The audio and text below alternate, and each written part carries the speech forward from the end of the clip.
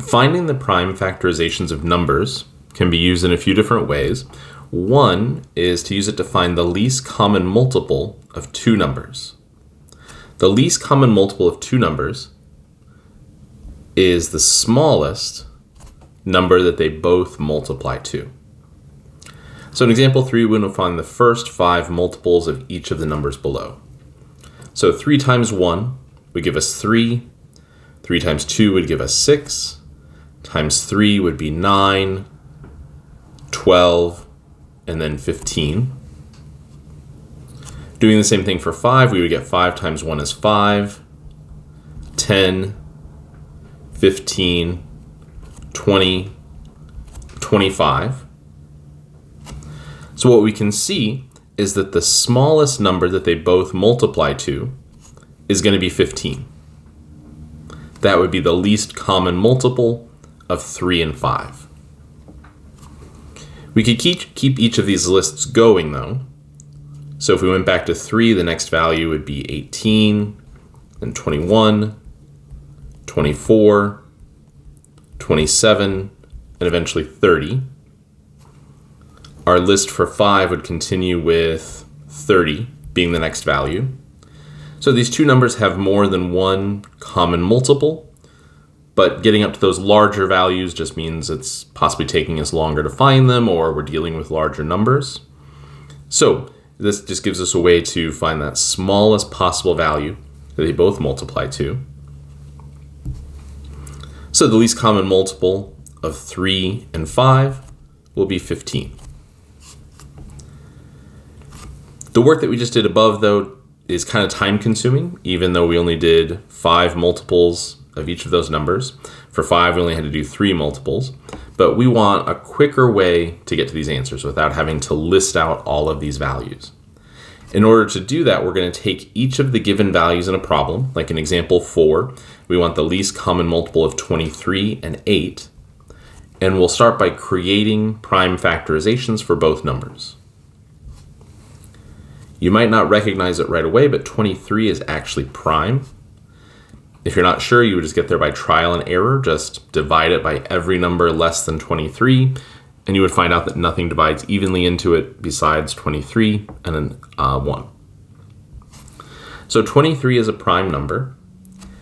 8 is divisible by 2, so we could branch this into 2 times 4.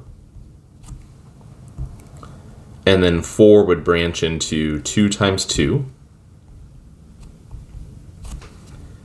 Once we have that prime factorization for each number, what we do is look for where each factor occurs the most. So 8 branches into 2 times 2 times 2, and 23 was already prime, so no branching occurred there. We multiply all those prime factors together, which will give us 8 times 23, or 184.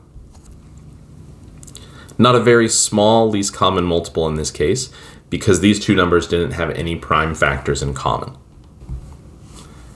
In the next few examples, we'll look at some cases where the numbers have some prime factors in common, which means we'll have some smaller least common multiples, or some values we'll be able to eliminate from our process.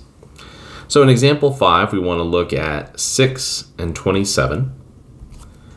Again, we'll start by finding the prime factorization. For 6, this is 2 and 3. Those are both prime numbers, so our branches are done. 27 can be rewritten as 3 times 9. 3 is a prime number, so that branch is done. And then 9 can be written as 3 times 3. Now that all our branches have terminated, what we're going to do is look for where each prime factor occurs the most. 2 is only a prime factor of 6, so we're going to keep that 2. 3 occurs in both, but it occurs 3 times in the factorization of 27, meaning we'll keep those 3 3's and eliminate the 3 that was in the other prime factorization. So we're only looking at where those prime factors occur the most, and then getting rid of the other instances.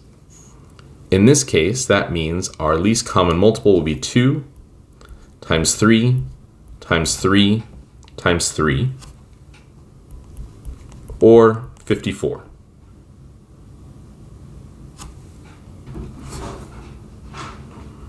In example 6, we'll repeat that similar process.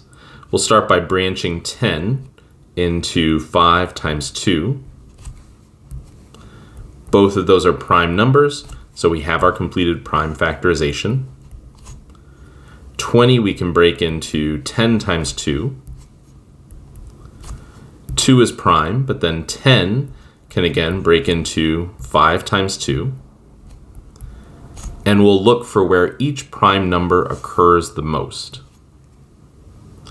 5 occurs once in each prime factorization, so we'll keep one of those 5s, but eliminate the other. And 2 occurs the most in the prime factorization of 20, so we'll keep those 2 2s and eliminate the 1 2 that occurs in the prime factorization of 10. Meaning our least common multiple will be 2 times 2 times 5, or 20.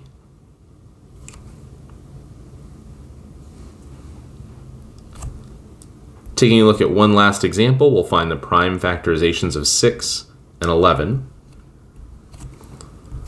6 will break into 2 times 3, both of which are prime, and 11 is already a prime number, which again, if you don't recognize, you can get there through trial and error. You would find that no numbers divide into 11 besides itself and 1.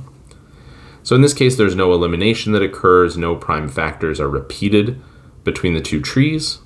So we end up with 2 times 3 times 11, or 66, as the least common multiple of 6 and 11.